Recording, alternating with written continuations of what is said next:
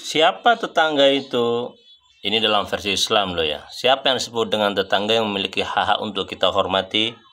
Kata Rasul, arba'una daron jarun. 40 rumah itu tetangga. 40 rumah itu tetangga.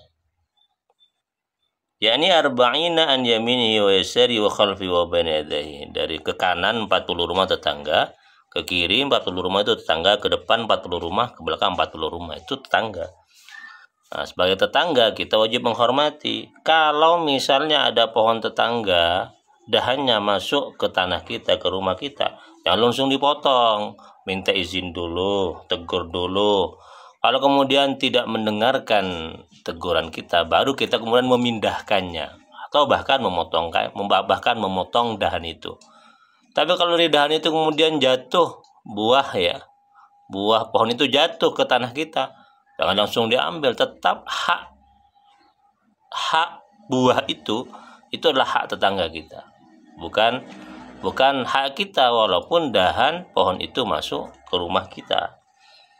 Ini jadi sangat penting memahami hukum ini. Termasuk juga walaupun sekedar rumput tetangga itu tetap itu milik tetangga, walaupun tetangga tidak pernah menanam rumput, tetapi rumput itu tumbuh di tanah tetangga, itu masuk ke pemilikan tetangga dan kita tidak boleh mengambil sembarangan, harus izin. Maka sangat penting gotong royong bersama tetangga. Tetangga lagi berduka, kita bawa beras misalnya.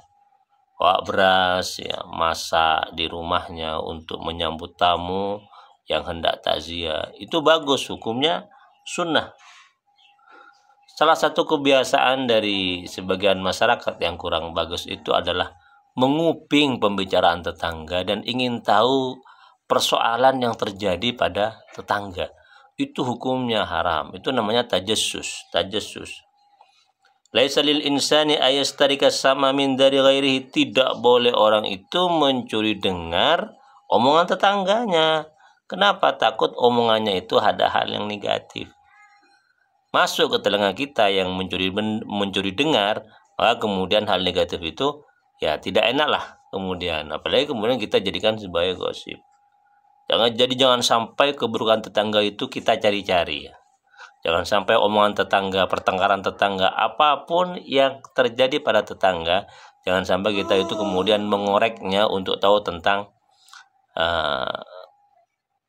aib-aibnya. Bahkan di sini dijelaskan dalam kitab Az-Zawajir itu ya, wala yamassa thawba insanin liyasma aw yasuma aw yajida munkaran. Ya, tidak boleh kemudian orang itu melihat baju orang, diteliti dari atas sampai bawah untuk melihat sisi negatifnya, melihat aibnya, nggak boleh. Itu masih masalah baju ya, apalagi masalah orang, apalagi masalah tetangga. Jadi haram hukumnya kita itu mencari tahu tentang persoalan yang terjadi pada tetangga, yang jika kemudian kita cari tahu kan kita tahu juga tentang aib-aibnya. Dahulukan tetangga yang dekat itu dalam urusan kebaikan. Jadi kalau kita punya sesuatu untuk kita berikan kepada orang, dahulukan tetangga kita yang dapat duluan. Apalagi tetangga itu masih kerabat, saudara kita, masih famili kita. Wa in tasaddaqta fabda bi aqribika wa arhamika lil fuqara wa jiranika al muhtajin fa innahum aula bihi min ghairihim. Jika ingin kau bersedekah, maka dahulukanlah kerabatmu, familimu yang fakir-fakir itu. Termasuk setelah itu apa? Jiran, tetangga yang membutuhkan, karena mereka itu lebih berhak mendapatkan pertolongan kita ataupun sedekah kita. Sangat dikecam orang yang naik haji berkali-kali sementara tetangganya menderita kelaparan, kekurangan, dia membutuhkan sesuatu. Dikecam tetangga yang haji berkali-kali itu, karena dianggap dia itu melakukan hal-hal yang menyenangkan sementara tetangganya itu membutuhkan uluran tangannya. Bahkan kata Ibnu Mas'ud, orang seperti itu wayarji'una mahrumin maslubin ya.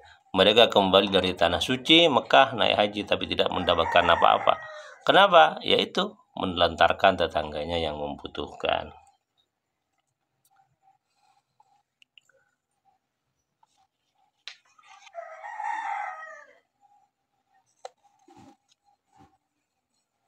Bagaimana kalau kemudian ada tetangga namu ke rumah kita, apa harus kita berikan? Ya apa adanya lah, apa adanya. Jangan sampai kita ingin menghormati tetangga yang menjadi tamu, kemudian kita berutang.